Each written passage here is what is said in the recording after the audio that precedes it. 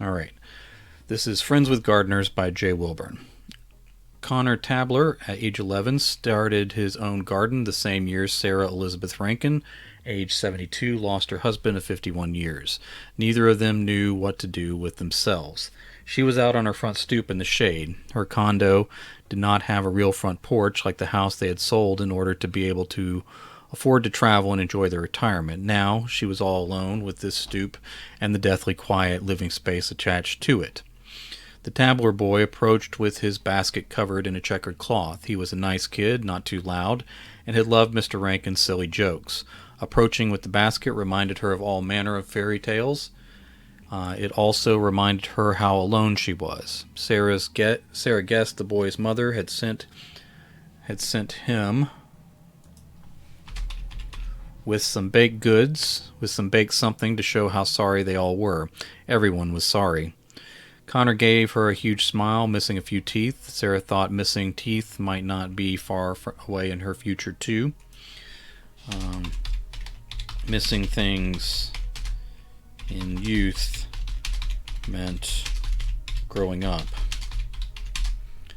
as an aging adult. Missing things meant life was coming apart until it slipped away entirely. Her husband would not have done well without her.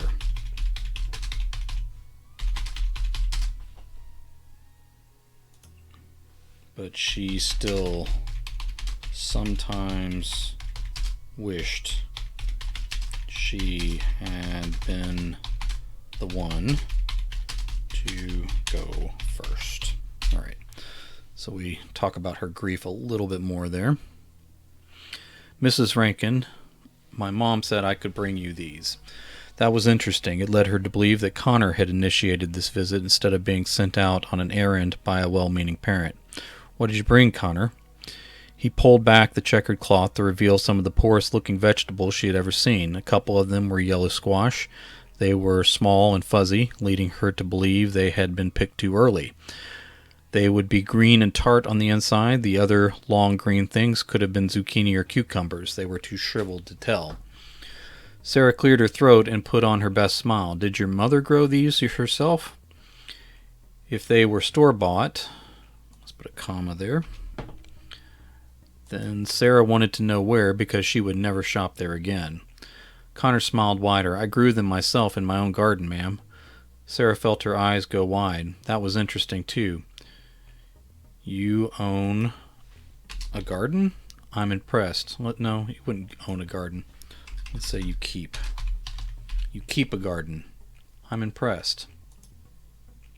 He bowed his head. I know they're not the best. Oh no, son, these are just... You don't have to lie to me. I'd rather you didn't. She took a deep breath and said, I think you might have just picked them too early. I know, but I couldn't keep the bugs or other animals from eating them. I had to pick them before I lost them.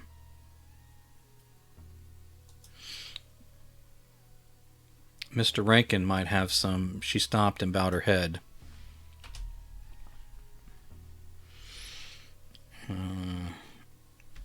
Grief was the only thing growing in her life.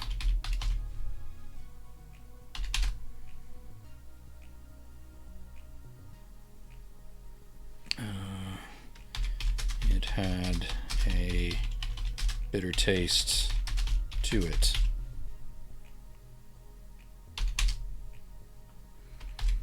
Tasted of loss and regret. Regretting things you had no control over was the worst kind, she thought. It was was a blameless regret that left the anger and resentment with no target.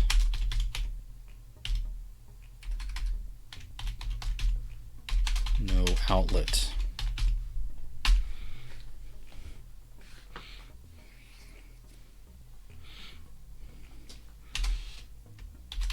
Planting grief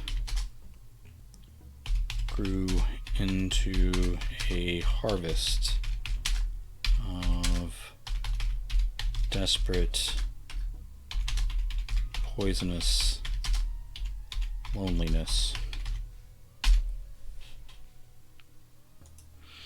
All right. The boy patted her arm and said, "I'm sorry, I miss him too. Not as much as you, of course, but he was so nice to me, even though I was just a kid. I started growing a garden because he talked about the vegetables he used to grow." "Is that right?" She lifted her chin, but couldn't keep it from quivering. So she looked away. The boy wiped away his own tears, and that was the moment Sarah was endeared to him. "Yes, ma'am. I was hoping he would be around to help me. I'd only just gotten my dad to give me permission to use the old field out past the woods. It's still our property, and he might sell it someday, but for now I was allowed to use it. I was running to tell Mr. Rankin when my mom told me what had happened." Sarah was fully crying now. Crying then. It turned out having an outlet for her grief didn't feel so great in the moment either. All right. He set down his basket at her feet and said, "I'm sorry, I shouldn't have upset you." "No, I'm glad you came, Connor. It means a lot to me." "Thank you, ma'am." She took up the basket over her own arm and said, "Let me get you a few things to take back with you. I don't know how big your garden is, but Mr. Rankin had some stuff that you can put around the edges and other stuff you can dust on the leaves to keep animals and insects away. You have to promise me that you will follow the instructions and not poison yourself." "I'm a smart kid, Mrs. Rankin. I won't do anything stupid, I promise." "Well, then I think I also might have some plant grow chemicals that can help mature your vegetables faster too. I've been using old eggshells and composting the way Mr. Rankin told me he did." Sarah paused and composed herself before continuing. "That's very sweet. This stuff will help though. You'll need to make a few trips to move it all, and you'll need to store it in a dry place away from any little kids like your sister." He did as she said. She tried his pitiful vegetables, and they were as tough and tart as they looked. The little bit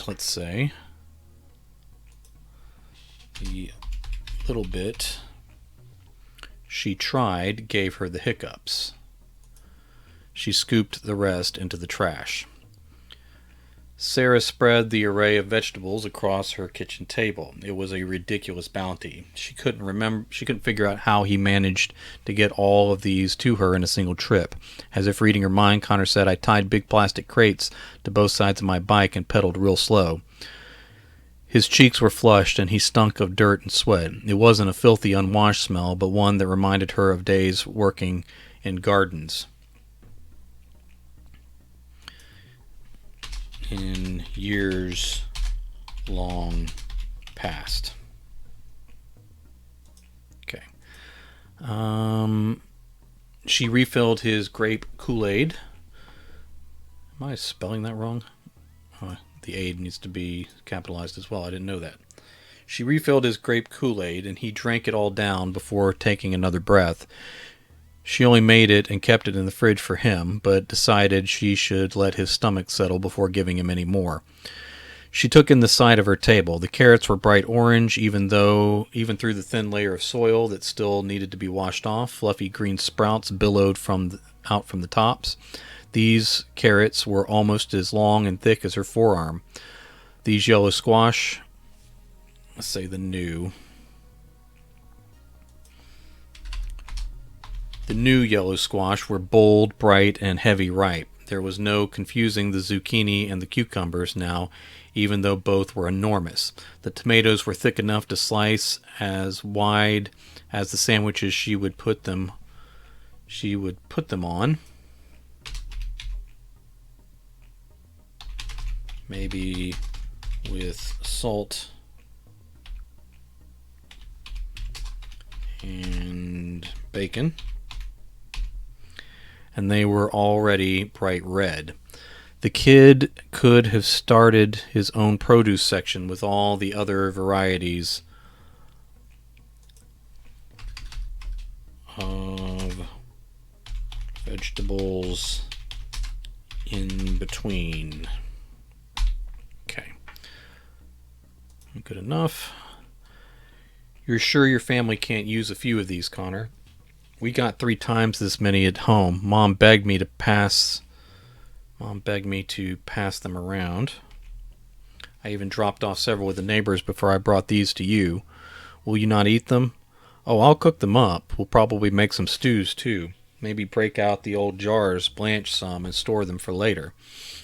You might need to teach my mom some of that, too. She's freaking out, calling everyone at church to come take some. You should be proud, Connor. You've done great work. I know Mr. Rankin would be impressed with you. Thank you, ma'am. Was it that gross stuff I gave you? No, I stuck with Mr. Rankin's formula of egg shells and stuff. The stuff to keep away bugs was a big help, though. Once they let the garden alone for a little while, it really took off. I think everything is too big for them to bite now. Sarah laughed at that. It felt odd to be laughing again, but it wasn't terrible.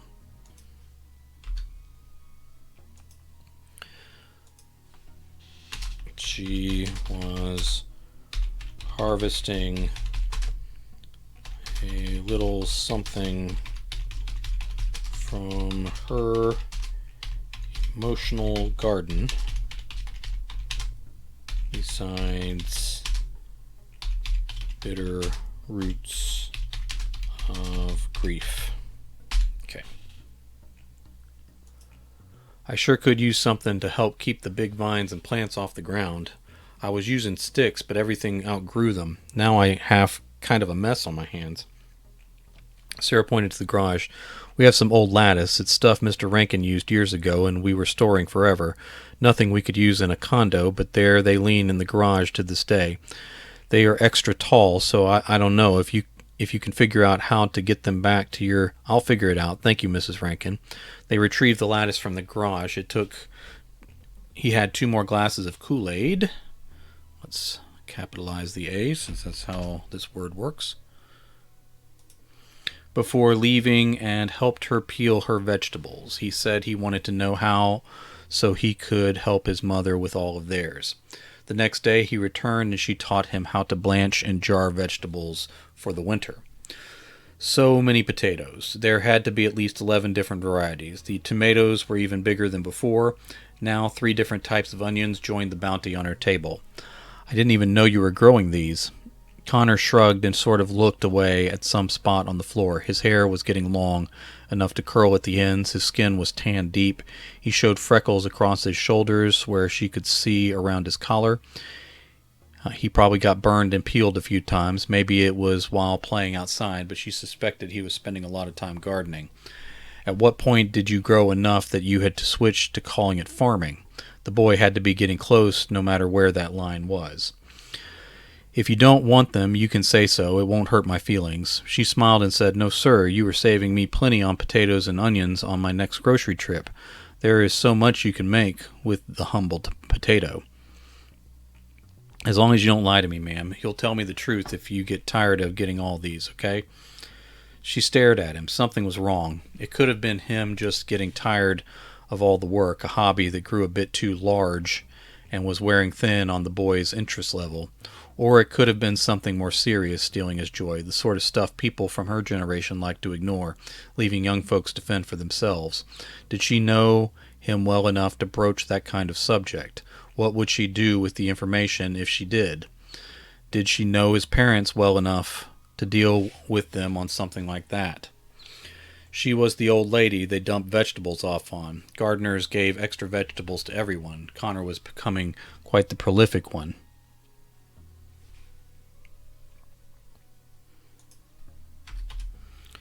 Say she was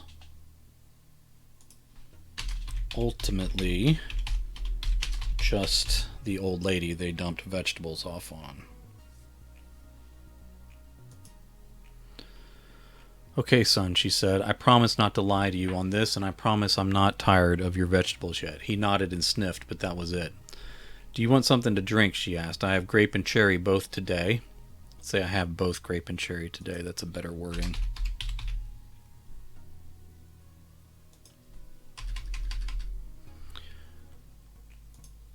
I also have plain water if you just need to cool off a bit. I'm good, thank you. She took a few deep breaths and braced herself as she said, if something is bothering you, something you're having trouble dealing with, or the kind of thing you don't know how to say exactly, I want you to answer me honestly with your own.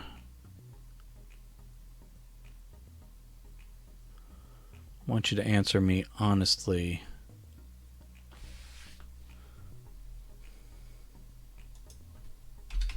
I don't know what I was trying to say there, so I'm just going to cut those words. I want you to answer. No, that's what it was. I want you to answer my honesty with your own truthfulness. There we go. If something is wrong, please don't lie to me about it. If it's something that needs fixing, then I'll do whatever I can to help fix it, but only with your permission. She felt her old heart speed up as she waited on his answer. He looked up at her with hooded eyes, ringed by the darkness of lost sleep. He looked away again before he could answer. I need something to help contain the garden. It's getting a bit out of hand, and I don't want I don't want the garden to grow out past the field. I don't think that would be good. Sarah watched him a moment and then said, I have old chicken wire in the storage room behind the garage. There are stakes and zip ties to help put it up. He accepted.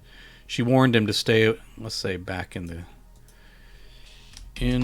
that storage space.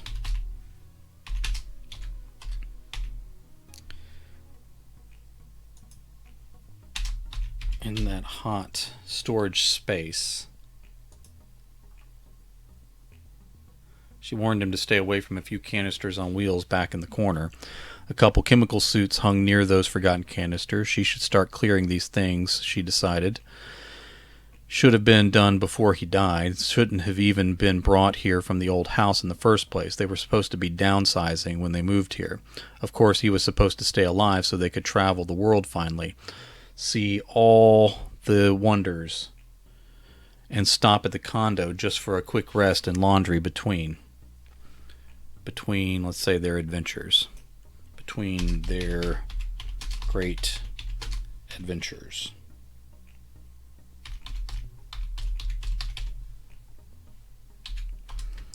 That was the punishment and the price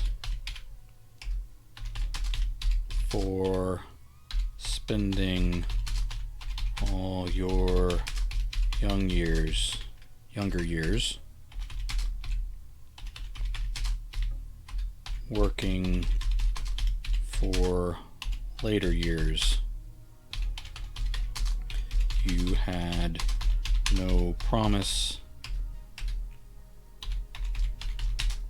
or right to at all. That was the punishment and the price for spending all your younger years working for later years you had no promise or right to at all. Your plans were a silly thing. That the fates toyed with to show you how the world really worked.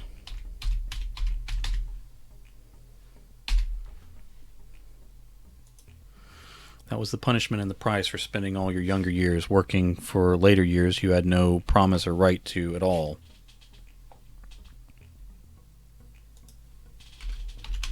Sarah thought. Your plans were a silly thing that the fates toyed with to show you how the world really worked. Connor heeded the warning as they gathered the wire and other equipment. He was a smart kid. After that, he did take some cherry Kool-Aid after all. All right, let me capitalize the A in Kool-Aid.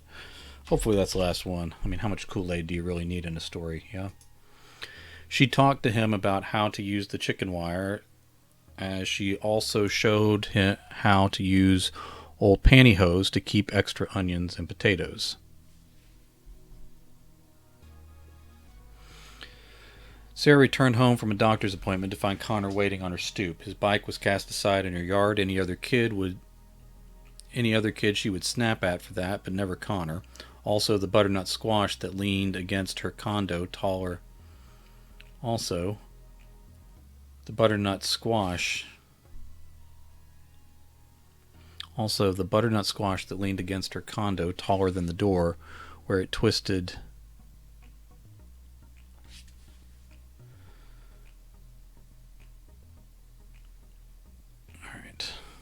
I don't know why I'm stuck on this sentence.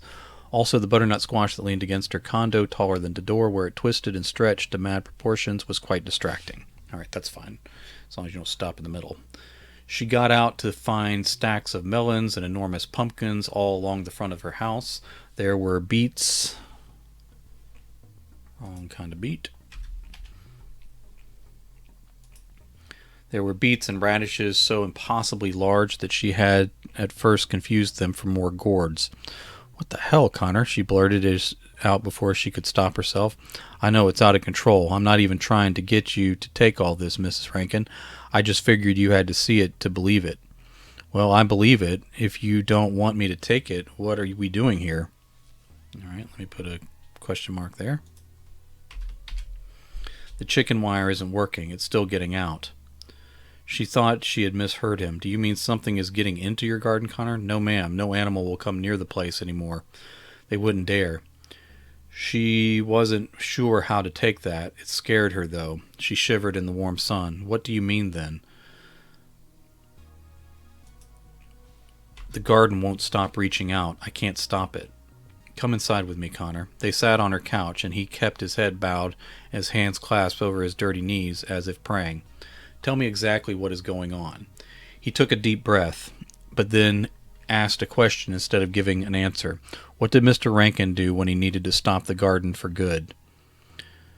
I'm afraid I don't follow you, Connor. Mr. Rankin was always working to help the garden. Everything else in the world was trying to stop it.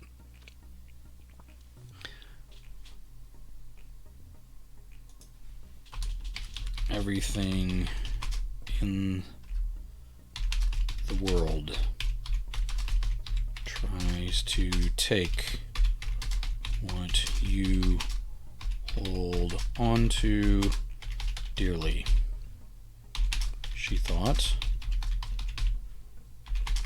And eventually, those taking forces, those forces of taking always win. All right. So let me italicize that. I think we have established this theme well enough so we can just barrel forward to the rest. After a brief silence, she realized tears were streaming down his face. What is it, son? He said, I need something to stop it for good. I need the opposite of the plant grow and the eggshells trick. I don't know if the answer is fire or poison or what, but it might already be too late to contain it. Sarah licked her lips. You need to show me your garden, I think. I'm not sure it's safe. I know it's not safe. She considered and then shook her head. I need to see it. Can I get there by driving? Sarah followed the dirt path in her boat of a car, feeling it bottom out more than once. The trees were close on both sides, but she was still able to steer through. Finally, the field opened up like Connor said it would, and she stopped right at the edge of the woods like she promised she would. Connor had said that he didn't have permission to ride in anyone's car, so he had taken his bike and beat her here. She walked through the grass toward him, and he waved her to the side like she was getting too close to the edge of a drop-off. When she stood next to him, she was in position to see the entire garden. It stretched across the massive field, vines full of all sorts of vegetables, even ones that shouldn't have been able to grow on the same plant were fat and over-ripened. The plants had overrun Connor's chicken wire and climbed up the trunks of several trees in the woods beyond. Those climbing vines were rich with spotted vegetables that she had never seen in all her years. The leaves of the tree were dying as if being choked out of their life. "This is a lot," she said. "Do you see it?" "Oh, I see it. I just don't know what it is." "No, I mean really look. Watch until you see it, Mrs. Rankin." Sarah watched and was about to ask him what he meant before she spotted the movement. The vines twisted out from the wild perimeter of the garden. Twisting out from the wild perimeter of the garden were moving. They were growing across the ground as she watched. They were reaching, like she thought she remembered Connor saying at some point in the past. She had not understood then, but she saw it now. She had planned to see the wonders of the world after retirement, and this was one hell of a wonder.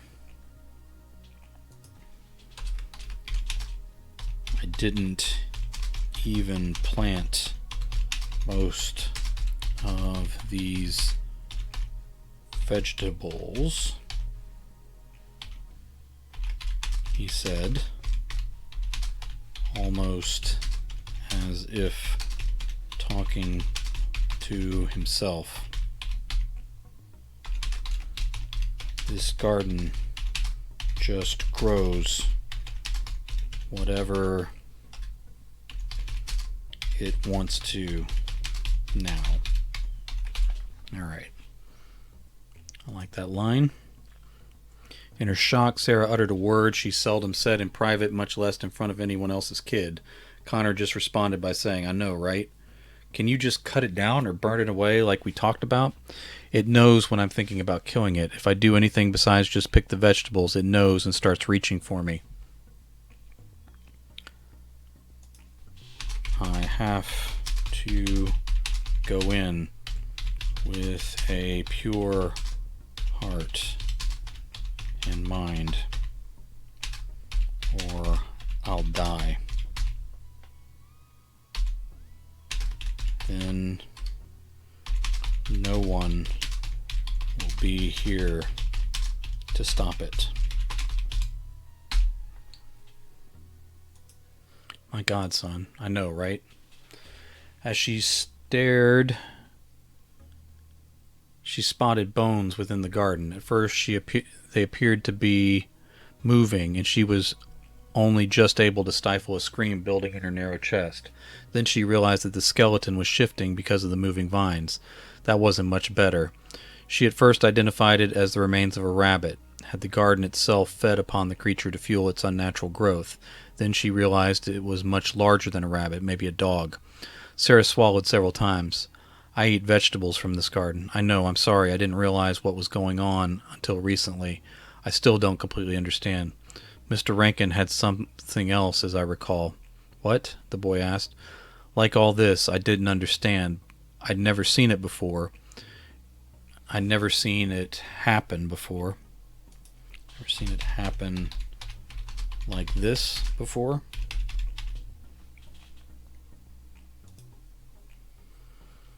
Never seen it happen like this before. It was just one more thing he kept long after he didn't need it anymore.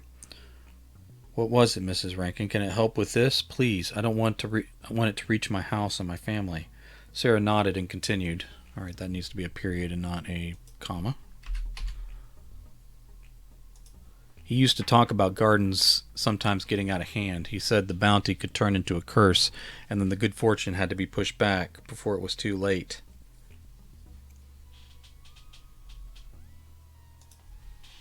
Sometimes gardens were nurtured with the wrong heart. I always thought of that as some country saying from days gone by.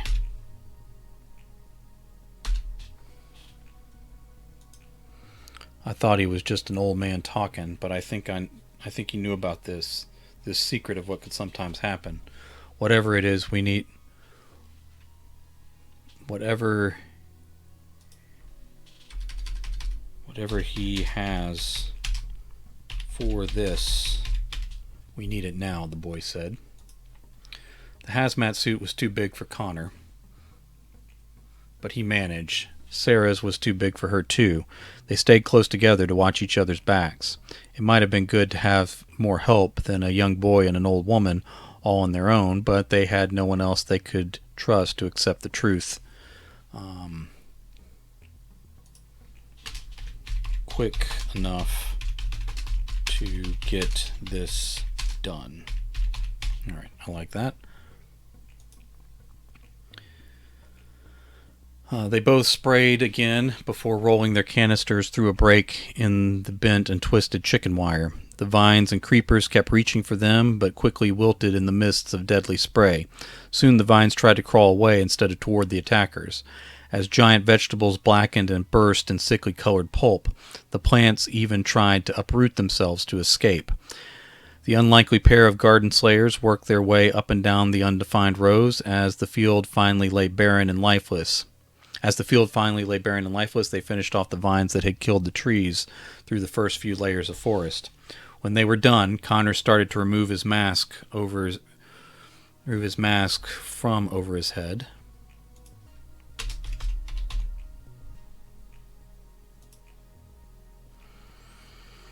She placed a gloved hand over his to stop him. Her voice came muffled even in her own ears. "Not yet. Back at your house and wash off like I told you, remember?" He gave a thumbs up. Connor helped her load the empty canisters back into the plastic before loading up her trunk for her. "I'll clean up at the house and then come help you with these," he yelled through his mask. "I got it. Just take care of you.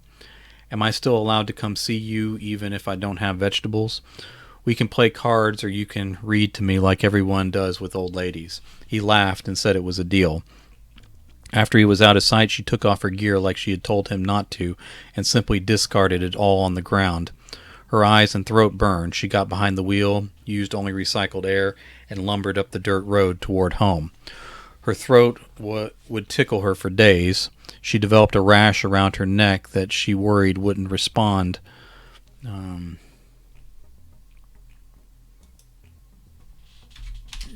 to the ointments she had.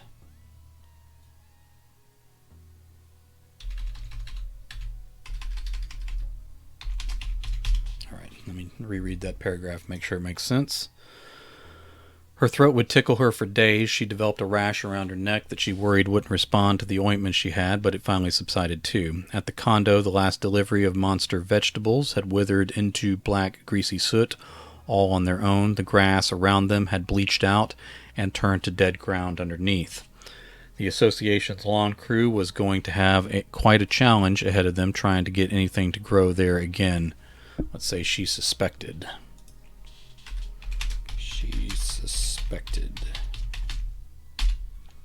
"Mr. Rankin," she said as she stepped inside. "The day they slayed the cursed garden." There were plenty of pictures of him staring back at her, waiting for... Let's put a comma there. Staring back at her, waiting for the rest of the scolding. He had set that poor boy to gardening, and then the kid had continued in his honor and hers. Her late husband had shared his secrets to growing, but had neglected to mention the occasional curse that could befall a garden. She supposed he had also kept the means to address such an unlikely occurrence. Let me change this word. So maybe she should give him a break, if not because he was passed, then because he had been prepared anyway. Thank you, she decided to say, and I miss you dearly, sir. All right.